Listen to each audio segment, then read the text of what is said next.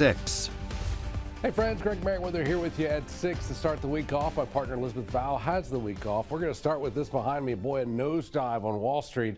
It's got a lot of you glued to your phone today, perhaps checking your 401k. The Dow Jones dropped over 1,000 points in the last 24 hours. It's got a lot of folks worried about just what to do, if anything. Our Chris Rosado spoke to the experts today and did some digging on this to perhaps get you some answers. Hey, Chris. Hey, good evening, Greg. So if you happen to look at the stock market this morning, you probably spit out your coffee. But the big question is what we're seeing today, any reason to panic?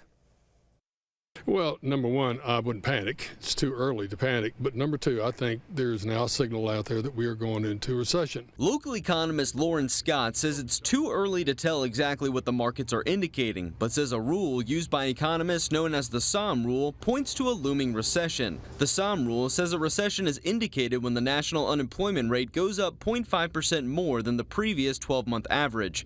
Last week, it went up 0.53%. The bad news is, going all the way back to 1969, the sucker's never given a false signal. It's always hit right on the market. Scott says unlike previous recessions that ran deep, he expects this one to be shallow. If you look at the ones that were very deep before and long, it was because of some imbalance in the economy. We had a housing bubble, we had a tech bubble.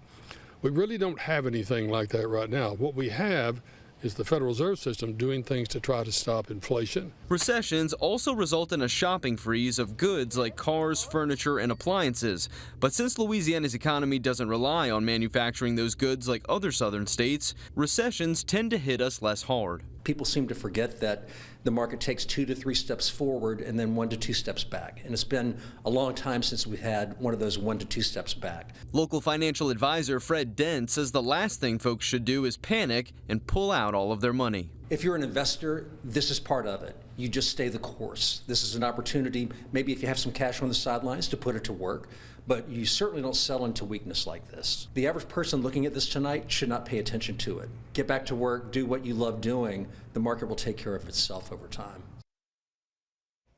Now, as for what Washington should be looking at doing to sort all of this out, Lauren Scott says that they should be looking at getting a grip on inflation since all of us are feeling the effects of that. Greg? All right, Chris, thank you for that. We certainly appreciate it. Something to think about.